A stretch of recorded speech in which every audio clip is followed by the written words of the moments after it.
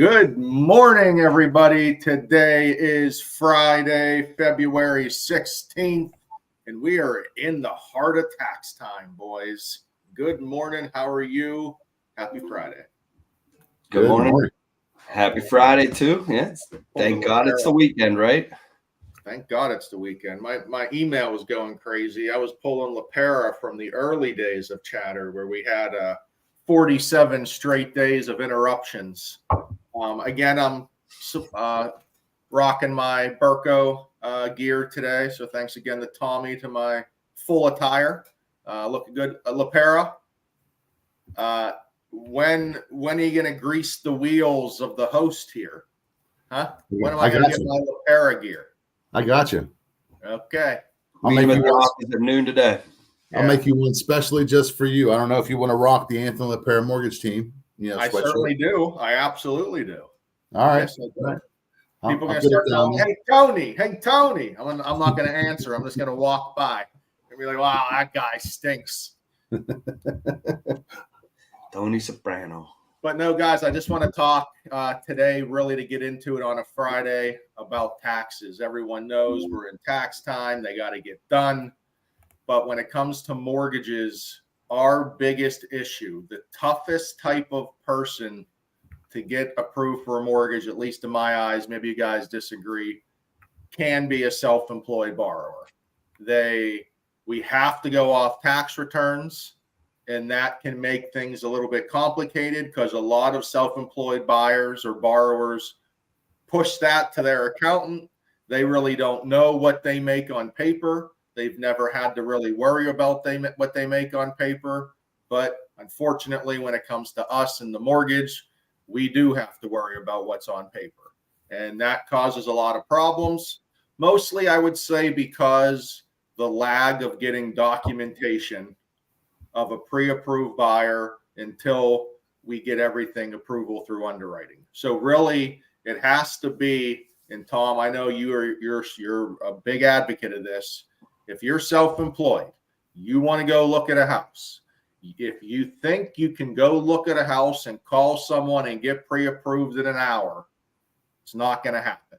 No. We're going to need way too many documents. You're probably not going to have all the documents. You're probably going to have to call your accountant. Yeah. So when I'm dealing with a self-employed borrower, I don't mess around. I'm sure we all been burned once or twice on a self-employed borrower telling us they've made this much when actually they did not give you their expenses for that. So I am a big advocate of I will not pre-approve any self-employed buyer or business owner without having the proper documentation and the tax returns. I feel like that is just protecting everybody involved in the transaction, realtor included, not wasting their time because we just don't know what they qualify for until you read the taxes. Because yes, a lot of times a restaurant owner, grocery store owner, some type of business owner, they made $1.5 million last year, but they also wrote off 1.45. So that only gives them $50,000 in income a year, which is about a little over $4,000 a month, which when we break it down, the qualifying from there, you got to know their DTI and everything else that is involved. So I am not pre-approving those buyers until I do have full tax returns. And by the way, you got to teach us how you get that interactive background where you have just everything moving behind you there. That was pretty cool. Yeah, I don't know what happened there. I was like, it was just Bell. It was just Bell. Okay. But the biggest thing, not all self-employed buyers or business owners are the same either, right, Anthony? It depends how they file taxes. They may just be a sole proprietor where we need one document. They may be a corporation where we need a whole other slew of documents. And that can open up a whole other can of worms when it comes to how much ownership you have. How long have you been in business? Because if you've been in business 5 years or more, we only need 1 year of returns.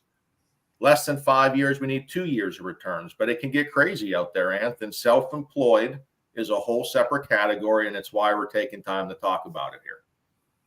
Yeah, it definitely is. I mean, one of the great things about being self-employed is you can write off as much as you can, so that your taxes are less at tax time, which is great. But when you're applying for the mortgage, like you said, it throws in a whole different monkey wrench. So, if you're filing a Schedule C, we only need the Schedule C, and we need the tax returns for 2 years, though, to average that monthly income, to come up with that monthly average for you for qualifying. If you're filing K-1s and paying yourself a W-2, that's a whole different set, because then we need personal and business and all K-1s and schedules, and we need the W-2s so we can show the distribution information on your K-1s. But then we also have to show that your business is liquid and not at a loss, to support that income, going forward. So everything we do is based on the ability to repay the loan, based on government guidelines. So that's very important to have those in advance when you're getting pre-approved, not when you're at the house, looking at the house and saying, well, I'll send this to you later. It doesn't work. Well, and I completely understand, as a real estate agent, you don't understand or care or know if someone's a W-2 employee or a self-employed employee, and why can some people be pre-approved in an instant and some people can't. And because you may not know that, don't wait to the last minute, and trust me, if I can pre-approve someone quickly, I want to. But if they tell me they have a certain sort of or source of income, and I have to document where that income comes from, if they don't have all of the documents readily available, there's nothing we can do. Yeah, and I hear it a lot too, talking to people, and they're like, yeah, they're fine. They should be easy to get pre-approved. They own this and that restaurant. And I'm like, we need to see everything, because that does not mean anything if they own a business. That doesn't mean you're rich. That doesn't mean you have a ton of income. That doesn't mean any of that. So we need to see the numbers and break it down and see where your monthly income is. I mean, we have to think, I don't know if you guys ever watch National Geographic, but the bighorn sheep, I believe, where they're fighting, they're button heads, right? We got the accountants over here and we got the loan officers over here, and we just go at one another, because in all times other than when you need to purchase a home or have credit, being a good accountant means you're going to have your customer pay the least amount of tax dollars as possible. Unfortunately, when you go to buy a home or get credit, that is looked at as negatively, because we can only count the after tax or after expense income. So how many sole proprietors have we seen out there? They're making hundreds of thousands of dollars. And then you get down in that extra box in the Schedule C, and boom, their expenses are almost all of their gross profit. And we can only use that after expense income.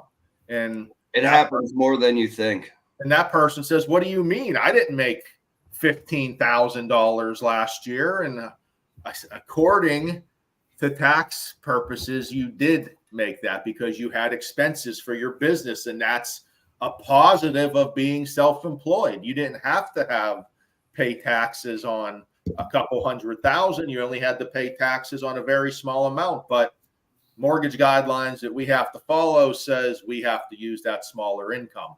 Flip side on W-2 income, even if you pay yourself a W-2, we've fought this one. You've paid it for years and years and years, but if your business isn't showing liquidity, underwriting is going to say that they can't count that income. So it's just very important for us to review that. And if you do have a buyer that is a self-employed person or they own a business, just know that it's going to take a few days to get that pre-approval completed. Don't try to rush through and wait to the last minute, because there's just no way around it. Very few self-employed people are ready to go with all the documents at the time of pre-approval when they call us. And that just, we can get their personal information, but we can't calculate income until that happens. Yeah. I mean, it could take us one day if they give us everything right away. It could take us 3 weeks if they fail to send us all their documents. It's very difficult to say how long a pre-approval will take for a self-employed business owner. Yep. So the biggest advice is, if you're looking to buy a house, make sure you have your 2 years tax returns and schedules ready to get pre-approved before you go look at houses. Everything. Like, you got to have them ready. It's just how the cookie crumbles when you're self-employed and you want to own a home. That's just how it works, at least when you're going through the secondary market in West Penn Financial. So hope we had a good convo. Hope that got everyone stirring here for the weekend. Good luck with everyone's open houses. Keep this market rolling. Stay safe tonight. We're expecting 1 to 3 inches. So make sure you're home early with your fish fry fish sandwich. P's and P's. Dude, thanks for reminding me, because You almost ate bacon. you know what? I probably would have ate something today. Yeah. So, yeah. Go to your local fish fry. Support local today. Thank you. Great way to end it. See you, fellas. See you guys.